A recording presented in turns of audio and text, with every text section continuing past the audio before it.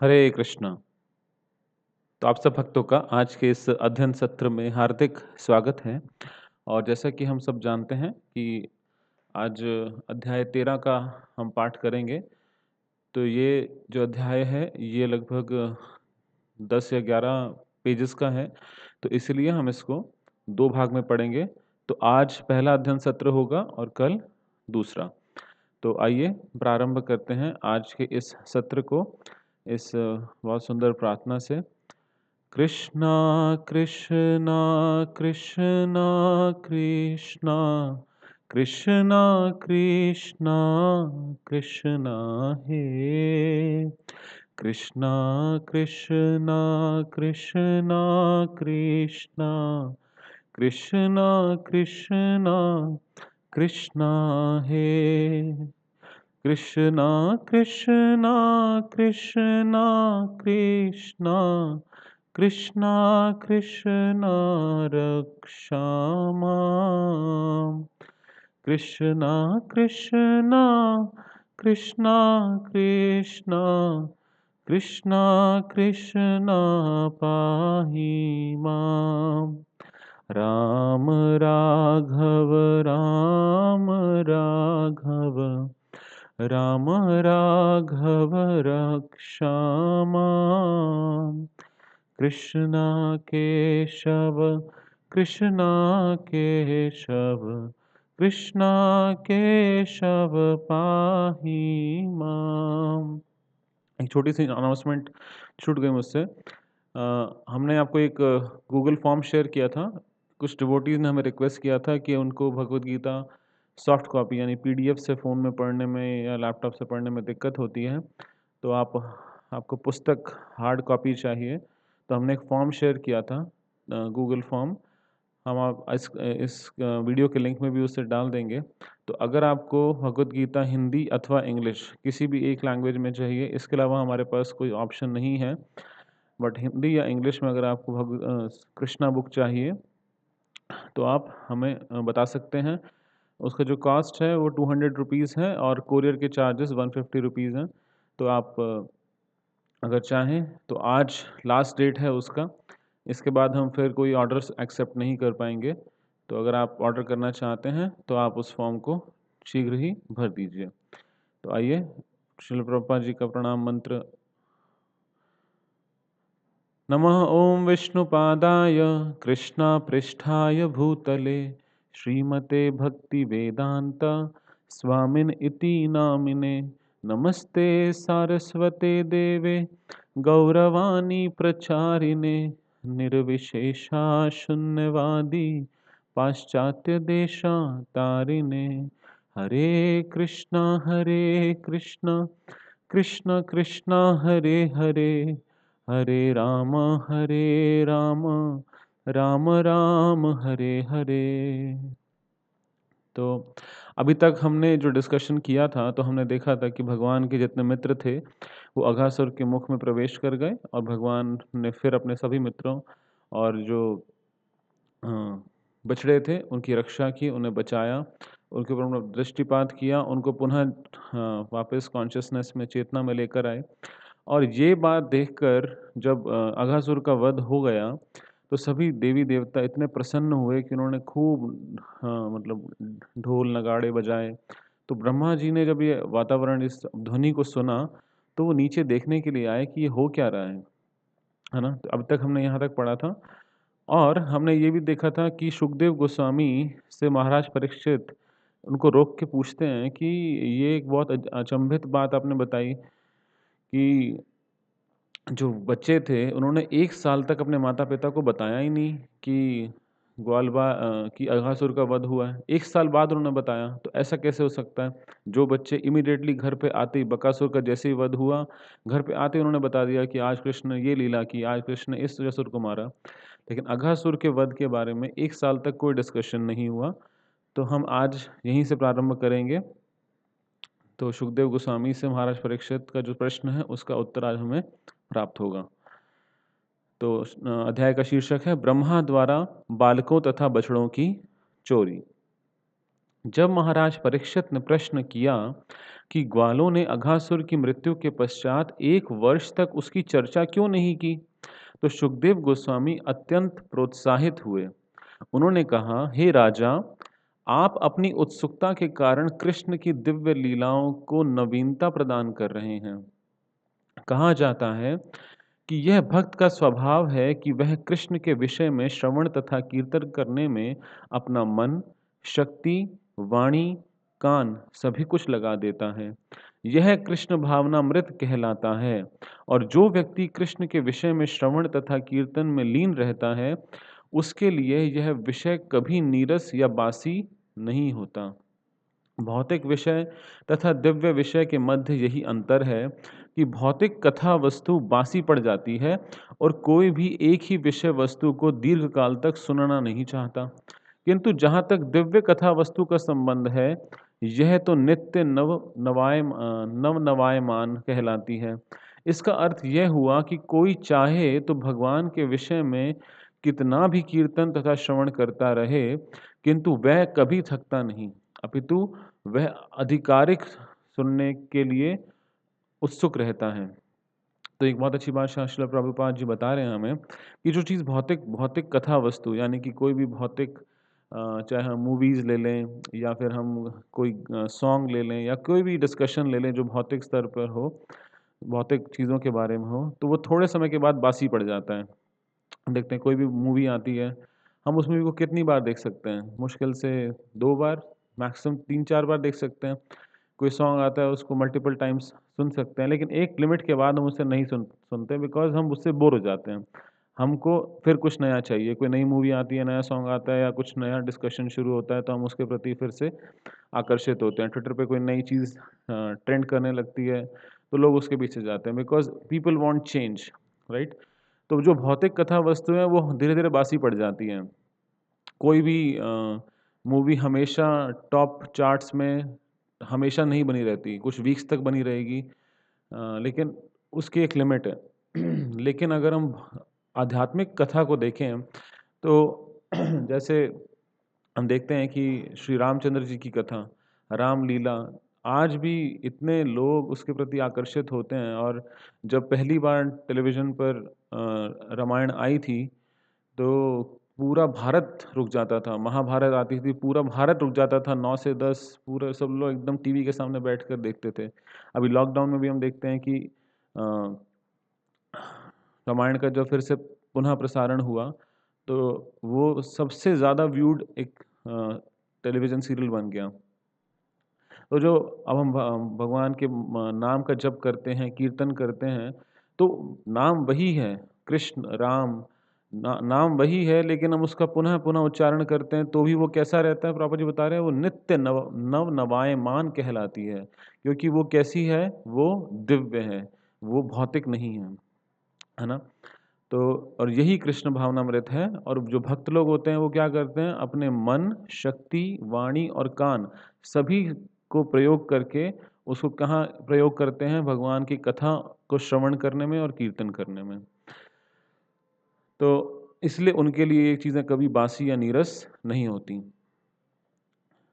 गुरु का कर्तव्य है कि वह अपने जिज्ञासु तथा निष्ठावान शिष्य को सारी गुह्य कथा वस्तु बता दे। इस प्रकार सुखदेव गोस्वामी यह बताने लगे कि अघासुर वध की चर्चा 1 वर्ष तक क्यों नहीं चलाई गई। सुखदेव गोस्वामी ने राजा से कहा, अब इस रहस्य को सावधान होकर सुनो। भगवान कृष्ण अपने मित्रों को अघासुर के मुख से निकालकर और उस असुर का वध करके मित्रों सहित यमुना के तट पर आए और उन्हें इस प्रकार संबोधित किया, मित्रों, देखो ना, यह स्थान कलेवा करने तथा यमुना के रेतीले तट पर खेलने के लिए कितना सुंदर है। देखो ना, जल में ये कमल पुष्प किस प्रकार खिल रहे हैं और चतुर्दिक अपनी सुगंध बिखेर रहे हैं। पक्षियों का कलरव और मोरों की केका वृक्षों की पत्तियों तथा सरसराहट से मिलकर ऐसी ध्वनि उत्पन्न करते हैं जिससे प्रतिध्वनि उत्पन्न होती है। इससे यहाँ के वृक्षों द्वारा उपस्थित सुंदर अ, दृश्यावली में श्री वृद्धि होती है। चलो हम सब यहीं कलेवा करें। क्योंकि पहले ही काफ़ी देर हो चुकी है और हमें भूख भी लगी है। बछड़ों को अपने निकट ही रहने दें और यमुना का जल पीने दें। जब तक हम कलेवा करते हैं, तब तक ये बछड़े भी ये इस स्थान पर उगी घास चरते रहेंगे। तो हम जानते हैं कि भगवान श्री कृष्ण और जो उनके मित्र हैं, वो अभी अ, छोटे हैं, तो इसलिए उनको बछड़ों को चराने को भेजा जाता है। तो उन्होंने डिसाइड किया कि हम इस स्थान पर, जो यमुना का तट एक बहुत ही शांत और रमणीय स्थान था वहाँ पर, तो भगवान उसके बारे में अलग-अलग कैरेक्टरिस्टिक्स, उसके फीचर्स बता रहे हैं यहाँ पर, उसकी क्वालिटीज़ बता रहे हैं। वो कह रहे हैं कि सारे बछड़ों को हम यहीं चरने देते हैं, क्योंकि यहाँ पर जो अ, हमारे पास सॉफ्ट-सॉफ्ट घास है यहाँ पर बहुत ही, तो वो यहाँ पे चरते रहेंगे और तब तक हम यहाँ बैठ के क्या करते हैं, कलेवा यानी लंच करते हैं। कृष्ण से इस प्रस्ताव को सुनकर सारे बालक अत्यंत प्रसन्न हुए और बोले, निश्चय ही हम यहीं कलेवा करेंगे। तब उन्होंने बछड़ों को घास चरने के लिए छोड़ दिया। कृष्ण को बीच में बैठाकर सारे बालक उनके चारों ओर जमीन पर बैठ गए और घर से लाए अपने अपने भोजन की पोटली खोलने लगे। भगवान श्री कृष्ण केंद्र में बैठे थे और सभी बालक कृष्ण की ओर मुख करके बैठे थे। तो ये हमारा जो नेक्स्ट फ़ोटोग्राफ है, इसमें हम देख सकते हैं कि सारे के सारे बच्चे जो ग्वाल-वाल, भगवान श्री कृष्ण एक सर्कल के अंदर बैठे हैं और उसके सेंटर में बैठे हैं, उसके केंद्र में बैठे हैं और सभी बच्चे भगवान के सुंदर कमल मुख को देख पा रहे हैं। तो कृष्ण कमल के फूल के मध्य भाग जैसे प्रतीत हो रहे थे और सारे ग्वाल-बाल उसकी पंखुड़ियाँ लग रहे थे। सारे बालक फूल, पत्तियाँ तथा वृक्षों की छाल एकत्र करके उन्हें अपनी-अपनी पोटली के नीचे रखकर अथवा अपनी पोटली में से ही कृष्ण के साथ-साथ कलेवा करने लगे। तो सबने लंच करना प्रारंभ किया। कलेवा करते हुए हर बालक कृष्ण के साथ अपना-अपना संबंध प्रदर्शित कर रहा था और वे सब परस्पर हँसी ठट्ठा करके आनंद लूट रहे थे। तो वो लंच भी कर रहे थे और हँसी मज़ाक भी कर रहे थे। वे जब इस प्रकार मित्रों के साथ कलेवा करने का आनंद उठा रहे थे, तो उन्होंने अपनी बाँसुरी अपने फेंट में और अपना महिष सींग तथा अपनी लकुटी अपने वस्त्र की बाईं ओर धकेल दी। तो फेंट मतलब अपनी बेल्ट, जो अपने कमर पे जो उन्होंने बाँधी हुई थी, कमरबंद में अपनी बाँसुरी वहाँ फँसा ली और जो अपने साथ भगवान, जैसे हमने कल पढ़ा था चैप्टर नंबर 12 में, कि भगवान अपने साथ एक महिष सींग वाला वो लेके जाते थे, बिगुल। और जो अपनी लकुटी मतलब जो डंडी, जो वो चलाने के लिए यूज़ करते थे, तो वो अपने बेल्ट में साइड में फँसा ली। उन्होंने दही, मक्खन, चावल तथा फलों के खंड से तैयार किए गए भोजन को अपनी बाईं हथेली पर रखा, जो उनके कमल दल जैसे अंगुलियों के पोरों के बीच बीच से दिखाई पड़ रहा था। तो भगवान क्या खा रहे हैं? दही, मक्खन, चावल और फलों के खंड यानी कि फ्रूट्स के पीसेस, वो भोजन जो है वो साथ लेके आए थे और वो उसको खाना भगवान ने प्रारंभ किया।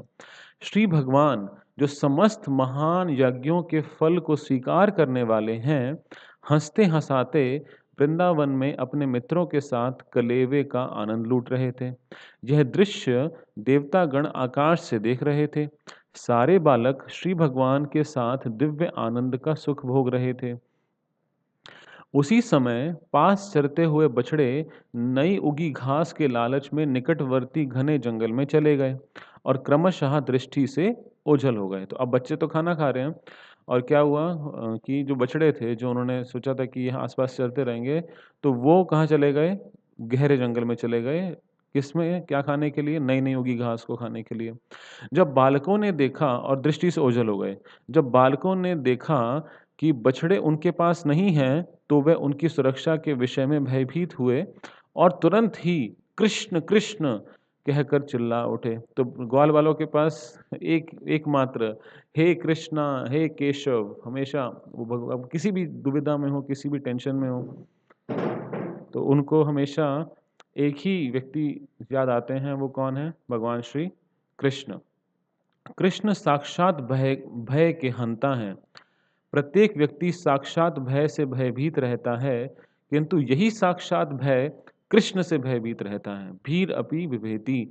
तो जो हम तो भय से डर जा मतलब हम तो किसी चीज़ वस्तु से भयभीत होते हैं, लेकिन जो भय मतलब खुद एक व्यक्तिगत रूप में अगर भय भी हो, वो भी भगवान से भयभीत रहता है। तो किंतु यह साक्षात भय कृष्ण से भयभीत रहता है। कृष्ण शब्द चिल्लाने से बच्चों का भय तुरंत जाता रहा। अपने प्यार के कारण कृष्ण नहीं चाह रहे थे कि उनके मित्र कलेऊ का आनंद त्याग कर बछड़ों की खोज करने जाएं। अतः उन्होंने कहा, मेरे मित्रों, तुम्हें अपना कलेवा छोड़ने की आवश्यकता नहीं है। इसका आनंद उठाते रहो। मैं स्वयं जाकर देखता हूँ कि बछड़े कहाँ हैं। तो भगवान ने अपने दोस्तों से कहा कि भाई आप चिंता मत करो, आप आराम से लंच करो, मैं जाके चेक करके आता हूँ कि क्या प्रॉब्लम हुई है, उनको लेके आता हूँ। इस प्रकार भगवान कृष्ण अपने बाएं हाथ में कलेवा का टुकड़ा लिए हुए तुरंत ही बछड़ों को गुफाओं तथा झाड़ियों में खोजने के लिए चल पड़े। उन्होंने पर्वत की दरारों तथा जंगलों में खोज की, किंतु वे बछड़े कहीं ना मिल पाए। तो भगवान उनको ढूंढने के लिए गए हैं, लेकिन भगवान को वो बछड़े मिले ही नहीं। जिस समय अघासुर का वध हुआ था और देवता इस घटना को अत्यंत विस्मय से देख रहे थे, उसी समय विष्णु की नाभि से उगने वाले कमल पुष्प से जन्म ग्रहण करने वाले ब्रह्मा भी देखने आए थे। तो ऐसा हमने पहले पढ़ा था कि ब्रह्मा जी बहुत विस्मित होकर और वो सारी मधुर और शुभ ध्वनियों को सुनकर ब्रह्मा जी देखने आए थे कि हुआ क्या। उन्हें आश्चर्य हुआ था कि किस प्रकार कृष्ण जैसा छोटा सा बालक इतने आश्चर्यमय कार्य कर सकता है। यद्यपि उन्हें बताया जा चुका था कि यह नन्हा ग्वाल बाल श्री भगवान है, तथापि वे भगवान की अन्य यशस्वी लीलाएं देखना चाह रहे थे। अतः उन्होंने सारे ग्वाल बालों तथा बछड़ों को हर लिया और उन्हें किसी दूसरे स्थान में ले गए। तो ब्रह्मा जी ने खुद ही प्रार्थना की थी। हमने चैप्टर नंबर 1 में पढ़ा था कि भूमि देवी के साथ वो सभी देवताओं के साथ गए थे और वो वहाँ पर जाकर उन्होंने भूमि देवी के साथ प्रार्थना की कि हम आप प्लीज़ हमारी रक्षा कीजिए, और भगवान ने उन्हीं के थ्रू मैसेज ट्रांसमिट किया था। लेकिन अभी उनको ये विस्मय हुआ थोड़ा-सा और वो भगवान की और भी यशस्वी लीलाएँ देखना चाह रहे थे, तो उन्होंने क्या किया, सारे ग्वाल-बालों को चुरा लिया और सारे बछड़ों को भी चुरा लिया। और दूसरे उनको जाके दूसरे स्थान में ले गए। इसीलिए भगवान कृष्ण ढूँढने पर भी उन बछड़ों को नहीं पा सके। यहाँ तक कि वे यमुना तट पर कलेवा करते हुए अपने मित्रों को भी खो बैठे। तो पहले भगवान बछड़ों को ढूँढने गए थे, वापस आए तो अपने दोस्त दोस्त भी नहीं है वहाँ पे, तो ब्रह्मा जी ने दोनों को चुरा लिया। एक ग्वाले के रूप में भगवान कृष्ण ब्रह्मा जी से बहुत छोटे थे। किंतु भगवान होने के कारण उन्हें यह समझने में देर ना लगी कि सारे बछड़े तथा बालक ब्रह्मा जी द्वारा चुरा लिए गए हैं। तो भगवान तो सबके हृदय में बैठे हैं, उनको पता है कि क्या एग्जैक्टली हुआ है। तो भगवान श्री कृष्ण तो जानते हैं कि क्या हो रहा है, क्या लीला ट्रांसपायर कर रही है। कृष्ण सोचने लगे, ब्रह्मा ने सारे बालकों तथा बछड़ों का अपहरण कर लिया है। अब मैं वृंदावन कौन सा मुंह लेकर जाऊंगा? सबकी माताएं अत्यंत शोकाकुल होंगी। तो भगवान को समझ में आ गया कि अगर मैं ऐसे वापस वृंदावन चला गया तो सारी माताएं रोएंगी, सारी गायें भी रोएंगी कि हमारे बछड़े नहीं आए, और माताएं रोएंगी कि हमारे बच्चे कहाँ पे हैं। अतः अपने मित्रों की माताओं को प्रसन्न करने तथा ब्रह्मा को श्री भगवान की सर्वोच्चता से आश्वस्त कराने की दृष्टि से उन्होंने तुरंत ही ग्वालों तथा बछड़ों के रूप में अपना विस्तार किया। तो उन्होंने दो कार्य इससे किए। पहला कि अपने माताओं, जितने भी मित्रों की माताएं थी, उनको प्रसन्न किया, और दूसरा उन्हें ब्रह्मा जी को अपनी जो स्थिति है वो क्लियर की कि मैं सर्वोच्च व्यक्ति हूँ। अतः वेदों में कहा गया है कि श्री भगवान अपनी शक्ति के द्वारा असंख्य जीवों के रूप में विस्तार कर चुके हैं। अतः उनके लिए इतने बालकों तथा बछड़ों के रूप में दोबारा विस्तार करना कोई कठिन काम नहीं था। उन्होंने अपना विस्तार ठीक उतने ही बालकों के अनुरूप किया जो विभिन्न आकृति, मुख तथा शरीर की बनावट वाले अपने वस्त्रों तथा आभूषण में एवं आचरण तथा व्यक्तिगत कार्यकलापों में भिन्न भिन्न थे। अब सारे बच्चे अलग अलग थे, उनकी वो दिखते अलग थे, उनकी बातचीत करने का ढंग अलग था।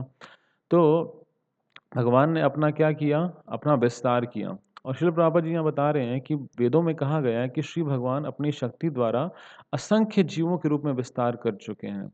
तो भगवान के 2 प्रकार के विस्तार हैं, एक है विभिन्न अंश और दूसरा है स्व अंश। स्व अंश मतलब जो पूर्णतया भगवान के ही मतलब कॉपी हैं, उनकी जो वो क्वांटिटी और क्वालिटी यानी गुणवत्ता और क्वांटिटी मीन्स मात्रा में बराबर हैं। जैसे भगवान नृसिंहदेव, भगवान वराहदेव, तो भगवान के अवतार हैं, यानी कि स्व अंश हैं, भगवान के ही अंश, भगवान के स्व अंश हैं। लेकिन जो जीवात्माएं हैं वो भी भगवान के अंश हैं, लेकिन वो कैसे अंश हैं? बहुत ही सूक्ष्म अंश हैं। वो क्वालिटी में तो एक जैसे हैं, लेकिन वो क्वांटिटी में एक जैसे नहीं है, यानी कि वो गुणवत्ता में तो वैसे ही हैं, लेकिन मात्रा में वैसे नहीं हैं। तो अ, जैसे शिला प्रभुपाद जी बहुत अच्छा एग्जाम्पल देते हैं कि एक समुद्र है, इतने बड़े, इतने विशाल समुद्र का अगर आप एक बूंद, अगर आप पूरे समुद्र का टेस्ट लोगे, तो उसके अंदर जो परसेंटेज ऑफ मिनरल सॉल्ट, जो सॉल्ट होगा, अगर वो जो जितना ही परसेंटेज है और आप एक छोटी सी बूंद ले लो पानी की समुद्र में से, तो जितना परसेंट उसके अंदर मिनरल सॉल्ट होगा वो बराबर होगा, राइट? लेकिन एक बूंद एक विशाल सागर के समान नहीं है। गुणों में गुणवत्ता में वो बराबर है, लेकिन it is same in quality but not in quantity. तो ये प्रभु जी बता रहे हैं कि भगवान के लिए इतने बालकों और बछड़ों के रूप में दोबारा विस्तार करना कोई बड़ी बात नहीं थी। उन्होंने अपना विस्तार ठीक उतने ही बालकों के अनुरूप किया, और उन्होंने फिर जैसा अपना अपना अपने आप को विस्तार किया, कैसा? जो जैसे जैसे वो बच्चे दिखते थे बिल्कुल उसी प्रकार से, जैसे वो वस्त्र पहनते थे, जिस प्रकार की उनकी शरीर की बनावट थी, फेशियल फीचर्स थे, सब वैसे ही भगवान ने अपने आप को बनाया, अपने आप को विस्तार किया। और इस प्रकार भगवान ने ना केवल अपने मित्रों को उनकी शेप, मतलब व्यक्तिगत उनकी जो बॉडीली फीचर्स थे, बल्कि उनके वस्त्र, उनके आभूषण, इन सब को भी बहुत अच्छे से कॉपी किया। दूसरे शब्दों में, यद्यपि जीवात्मा होने के कारण प्रत्येक व्यक्ति की अपनी पृथक-पृथक रुचि होती है और पृथक-पृथक कार्य का तथा आचरण होता है, फिर भी कृष्ण ने स्वयं को विभिन्न बालकों के स्वरूप आदि में ठीक उसी रूप में विस्तारित किया। वे बछड़े भी बने जो अपने आकार, रंग, कार्य में सर्वथा भिन्न थे। यह सब इसलिए संभव हो सका क्योंकि प्रत्येक वस्तु श्री कृष्ण की शक्ति का विस्तार है। विष्णु पुराण में कहा गया है, परस्य ब्रह्मणा ब्राह्मणा शक्ति। तो हम देखते हैं कि भगवान ने ना केवल बच्चों के रूप में, का जो काउहर्ड, जो गोकुल के बच्चे थे, उनके रूप में मतलब अपने आप को विस्तार किया, परंतु बछड़ों के रूप में भी विस्तार किया। और यहाँ बताया गया है कि जो बछड़े थे वो भी उनके आकार, रंग, कार्य में सर्वथा भिन्न थे। तो जैसे जैसे सबका रूप था, उनके आचरण था, वैसे ही भगवान ने अपने आप को विस्तार किया। अर्थात इस दृश्य जगत में हम जो कुछ भी देखते हैं, चाहे वह पदार्थ हो या जीवों के कार्यकलाप, वह सब कुछ भगवान की शक्तियों का विस्तार है। ठीक उसी प्रकार जिस तरह ऊष्मा तथा प्रकाश अग्नि के विभिन्न विस्तार हैं। तो जो भी हम देखते हैं इस दृश्य जगत में, वो क्या है? वो भगवान की ही शक्तियों के विस्तार हैं। जैसे ऊष्मा तथा प्रकाश अग्नि के विभिन्न विस्तार हैं। जैसे एक अग्नि से रोशनी और ऊष्मा यानी कि हीट निकलती है, जो गर्मी निकलती है, वो उस अग्नि के क्या है? वो उसकी शक्तियाँ हैं। उसी अग्नि के विभिन्न विस्तार हैं। उसी प्रकार से जो कुछ भी हम देख रहे हैं वो भगवान की शक्तियों के ही विस्तार हैं। इस प्रकार अपने ग्वाल बालों तथा बछड़ों के रूप में अपने आप को ग्वाल बालों तथा बछड़ों के रूप में विस्तारित करते हुए एवं ऐसे विस्तारों से घिरकर श्री कृष्ण वृंदावन में प्रविष्ट हुए। अब सारे बच्चे और बछड़े वापस आ गए, लेकिन थे वो सारे भगवान कृष्ण ही। ब्रजवासियों को कुछ भी ज्ञात न था कि क्या घटना घटी है। वृंदावन में प्रवेश करने के पश्चात सारे बछड़े अपनी अपनी शालाओं में चले गए, यानी कि गौशाला में चले गए, और सारे सारे बालक अपने अपने घरों तथा माताओं के पास पहुंच गए। उनके प्रवेश के पूर्व बालकों की माताओं ने वंशी की ध्वनि सुनी, अतः वे उन्हें लेने के लिए अपने अपने घरों से बाहर आ गईं और उन्होंने उनका आलिंगन किया। वात्सल्य के कारण उनके स्तनों से दूध की धारा बह निकली और उन्होंने बालकों को स्तनपान कराया। किंतु यह दूध पिलाना अपने बालकों जैसा न होकर भगवान को दूध पिलाने जैसा था, जिन्होंने इन बालकों के रूप में अपना विस्तार किया था। तो थे तो वो सारे ही भगवान, और माताओं ने अपने जो पुत्र थे उनको स्तनपान कराया। अतः कृष्ण ने इस बार न केवल यशोदा को दूध पिलाने का अवसर दिया, अपितु उन्होंने समस्त वयोवृद्ध गोपिकाओं को भी ये अवसर प्रदान किया। तो जितने भी एल्डर गोपीज थी, जो यशोदा माता की उम्र की थी, बड़ी थी, उन सब को भगवान ने ये अवसर दिया कि वो भगवान की एक माता के रूप में सेवा कर सकें। उन सब की अभिलाषा थी, उनकी बहुत इच्छा थी कि वो भगवान श्री कृष्ण से इतना अत्यंत प्रेम करती थी। भगवान ने उनको भी ये सुअवसर दिया कि वो भगवान को अपना स्तनपान करा पाएँ। सारे बालक अपनी-अपनी माताओं के साथ पूर्ववत व्यवहार करने लगे और माताएँ भी संध्या होने पर अपने-अपने बालकों को नहलाकर तिलक तथा आभूषणों से सुसज्जित करने तथा दिन भर के श्रम के बाद भोजन देने की व्यवस्था करने लगीं। इसी प्रकार गायें भी चारागाहों से संध्या समय लौटीं, तो जो गायें थीं वो थोड़ा लेट आईं। उन जो एल्डर गोपास थे, जो वृद्ध मेन थे, तो उनके साथ वापस आईं शाम को और अपने-अपने बछड़ों को पुकारने लगीं। बछड़े तुरंत अपनी माताओं के पास आए और उनकी माताएँ यानी जो गौएँ उनके शरीर को चाटने लगीं। गौओं तथा गोपियों का अपने-अपने बछड़ों तथा बालकों के प्रति यह संबंध पहले की तरह बना रहा। यद्यपि वास्तव में मूल बछड़े तथा बालक वहाँ नहीं थे। वस्तुतः गायों का बछड़ों के प्रति और गोपिकाओं का अपने बालकों के प्रति यह वात्सल्य अकारण ही बढ़ गया। तो एकदम से उनका जो अपने बच्चों के प्रति जो प्रेम था, चाहे वो गोपियाँ थीं या जो गायें थीं, उनका प्रेम एकदम से बढ़ गया। उनका वात्सल्य सहज ही बढ़ गया, यद्यपि ये बछड़े तथा बालक उनकी संतानें न थे। यद्यपि वृंदावन की गौएँ तथा गोपिकाएँ कृष्ण को अपनी-अपनी संतानों से अधिक प्रेम करती थीं, किंतु इस घटना के बाद उनका यह प्रेम, वात्सल्य अपनी संतानों के प्रति भी उसी तरह बढ़ गया जिस तरह वह कृष्ण के प्रति था। कृष्ण ने लगातार 1 वर्ष तक बछड़ों तथा बालकों के रूप में स्वयं को विस्तारित रखा और चारागाहों में भी उपस्थित रहे। तो अभी हम जानेंगे कि ये पूरा 1 साल, इस 1 साल का पीछे क्या कारण है। भगवान ने अपने आप को विस्तार करके रखा और किसी को कोई भनक भी नहीं लगी कि भगवान ने अपना विस्तार किया था। जैसा कि भगवद गीता में कहा गया है, कृष्ण का विस्तार प्रत्येक के हृदय में परमात्मा के रूप में स्थित है। भगवान कहते हैं, सर्वस्य चाहम हृदि सन्निविष्टो, मैं सबके हृदय में परमात्मा के रूप में विद्यमान हूँ। इसी प्रकार स्वयं को परमात्मा रूप में विस्तारित ना करके लगातार 1 वर्ष तक वे बछड़ों तथा ग्वालों के रूप में विस्तारित रहते रहे। एक दिन, एक वर्ष समाप्त होने से कुछ दिन पहले, जब कृष्ण बलराम के साथ जंगल में बछड़ों को चरा रहे थे, तो उन्होंने गोवर्धन पर्वत की चोटी पर कुछ गौओं को चरते देखा। तो कृष्ण बलराम और जो उनके फ्रेंड्स थे, वो साथ में बछड़ों को चरा रहे थे, और जो एल्डर गोपास थे, यानी कि जो बड़े लोग थे, वो गौओं को गोवर्धन पर्वत पर चरा रहे थे। तो ऊपर गौओं ने गोवर्धन पर्वत की चोटी पर से अपने बच्चों को नीचे देखा। ये गौएं वहां से नीचे घाटी में ग्वालों द्वारा अपने बछड़ों की रखवाली होते देख सकती थीं। अतः सहसा अपने बछड़ों को देखकर गौएं उनकी ओर दौड़ने लगीं। वे अगले तथा पिछले पांव बंधे होने पर भी पहाड़ी से नीचे कूद आईं।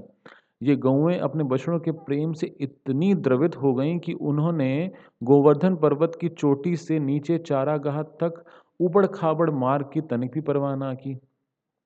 तो जो गौएँ थीं, वो एकदम देखते ही, अपने बछड़ों को देखते ही इतने द्रवित हो गईं कि वो नीचे भागीं, और रास्ता भी ऊबड़-खाबड़ था, लेकिन वो उन्होंने परवाह ही नहीं की। उनके थन दूध से पूरित थे और वे अपनी पूँछें ऊपर उठाए अपने-अपने बछड़ों के पास पहुँच गईं। जब वे पहाड़ से नीचे आ रही थीं, तो उनके थनों से अपने बछड़ों के प्रेमवश दूध की धारा चू रही थी। यद्यपि ये बछड़े उनके अपने बछड़े न थे, तो हम देखते हैं कि जो मातृव्रत उनका प्रेम था, इतना प्रगाढ़ हो गया देखते ही कि उनके जो थनों से अपने आप दूध चू रहा था। इन गायों के अपने-अपने बछड़े थे और गोवर्धन के नीचे जो बछड़े बछड़े चर रहे थे, वे उनसे कुछ बड़े थे। इन बछड़ों से यह भी आशा नहीं की जाती थी कि वे इन गायों का दूध सीधे स्तनों से पिएँगे। वे तो घास चर कर तृप्त थे। तो ये जो उनके बच्चों के पीछे मतलब ये जो बछड़ों को देख के गौएँ भागीं, तो ऐसा नहीं है कि ये इनके अपने बच्चे थे। इनके अपने बछड़े नहीं थे, इनके तो अपने बछड़े अलग थे, लेकिन इन्होंने जैसे ही बछड़ों को देखा और वो बछड़े इतनी उम्र उनकी हो गई थी, वो घास चरते थे, वो अब थनों से दूध नहीं पीते थे। लेकिन हम देखते हैं कि गायों ने अपने उन बच्चों को अपना थनों से दूध पिलाया और व फिर भी गायें तुरंत नीचे आईं और उनके शरीर को चाटने लगी और बछड़े भी गायों के थन से दूध पीने लगे। इन गौवों तथा बछड़ों के प्रगाढ़ प्रेम बंधन दिख पड़ा। जब गौवें गोवर्धन पर्वत से नीचे की ओर दौड़ रही थीं, तो उनकी रखवाली करने वाले व्यक्तियों ने, यानी कि जो गोप थे, जो ग्वाल थे, उन्होंने उन्हें रोकने का प्रयास किया। प्रायः बड़ी गायों की रखवाली पुरुष करते हैं और बछड़ों की रखवाली बालक करते हैं। जहाँ तक संभव होता है, बछड़ों को गायों से पृथक पृथक रखा जाता है, जिससे वे गायों का सारा दूध ना पी जाएं। अतः जो व्यक्ति गोवर्धन की चोटी पर गायों की रखवाली कर रहे थे, उन्होंने उन्हें रोकने का प्रयास किया, किंतु वे असफल रहे। अपनी असफलता के कारण वे बहुत लज्जित, क्रुद्ध और अप्रसन्न थे। तो वो बच्चे जैसे उन्होंने बछड़ों को नीचे देखा तो गौएँ भागने लगीं, तो जो ऊपर उनकी रखवाली कर रहे थे उन्होंने उनको रोकने का प्रयास किया, लेकिन वो रुकी ही नहीं। तो उनको ऐसा लग रहा था वो बहुत लज्जित, क्रुद्ध और अप्रसन्न थे। किंतु जब वे पर्वत से उतरकर नीचे आए और देखा कि उनके बालक गौओं के बछड़ों को ठीक से देख-रेख कर रहे हैं, तो वे उनके प्रति अत्यंत प्रेम विवश हो उठे। तो अभी तो गौओं ने बछड़ों को देखा था। अब जो वो गोप थे, जो ग्वाल थे, उन्होंने अपने बच्चों को देखा और उनके हृदय में भी इतना विशाल प्रेम की एक लहर आई, अत्यंत प्रेम विवल हो उठे। यह अत्यंत आश्चर्यजनक था। यद्यपि सारे पुरुष निराश, व्यग्र तथा क्रुद्ध होकर पर्वत से नीचे आए थे, किंतु ज्यों ही उन्होंने अपने पुत्रों को देखा, तो उनके हृदय प्रेम से द्रवित हो उठे। उनका क्रोध, असंतोष तथा अप्रसन्नता सभी तुरंत छूमंतर हो गए। वे अपने पुत्रों के प्रति पिता का प्रेम प्रदर्शित करने लगे और बड़े ही स्नेह से उन्हें अपनी गोद में उठाकर उनका आलिंगन करने लगे। फिर उन्होंने उनके सिर सूंघे और उनके साथ परम प्रसन्नता का अनुभव किया। अपने पुत्रों को आलिंगन करने के बाद वे पुनः अपनी गायों को गोवर्धन की चोटी पर ले आए। तो हम देखते हैं कि यहाँ पर जो एल्डर गोपाल हैं, जो ग्वाल हैं, वो अपने बच्चों को अत्यंत प्रेम कर रहे हैं और जो गायें हैं, वो अपने बछड़ों को नहीं बल्कि दूसरे बछड़ों को इतना अत्यंत प्रेम कर रही हैं। तो इसका क्या रीज़न है, अब यहाँ पर हम देखते हैं। अ, तो अपने पुत्रों का आलिंगन करने के बाद वह पुनः अपनी गायों को गोवर्धन की चोटी पर ले आए। रास्ते में वे अपने पुत्रों के विषय में सोचते रहे और उनके नेत्रों से प्रेम अश्रुओं की वर्षा होती रही। जब बलराम ने गौओं तथा बछड़ों एवं पिता तथा पुत्रों के मध्य इस प्रकार प्रेम का अद्भुत आदान-प्रदान देखा, विशेष रूप से जब बछड़ों या बालकों को इतनी देख-रेख की आवश्यकता नहीं थी।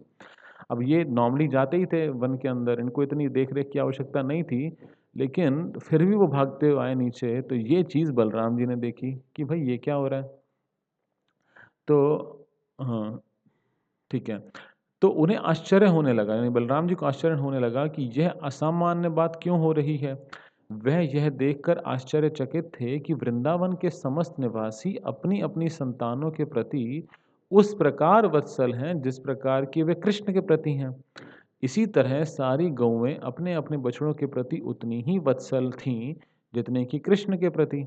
अतः बलराम ने यह निष्कर्ष निकाला कि यह प्रेम का अद्भुत प्रदर्शन रहस्यात्मक है, इसमें कुछ न कुछ तो रहस्य है, जो या तो देवताओं द्वारा संपन्न हो रहा है या किसी शक्तिशाली व्यक्ति द्वारा। अन्यथा वह अद्भुत परिवर्तन कैसे आता? उन्होंने यह निष्कर्ष निकाला कि यह रहस्यात्मक परिवर्तन हो न हो कृष्ण द्वारा लाया गया है, जिन्हें बलराम अपना पूज्य भगवान मानते थे। उन्होंने सोचा, यह कृष्ण द्वारा संपादित है और अरे, मैं भी इसकी रहस्यात्मक शक्ति को ना रोक पाया। इस प्रकार बलराम समझ गए कि यह बालक तथा बछड़े कृष्ण के ही विस्तार हैं।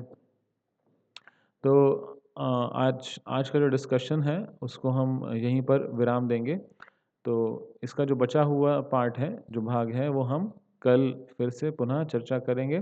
तो हमारा अध्ययन सत्र कल होगा इसी समय 1:30 बजे, और हमारा जो एग्ज़ाम है वो होगा संडे को रात्रि 8:30 से 9:15। तो आप सबका हार्दिक धन्यवाद। शील प्रभुपाद की जय।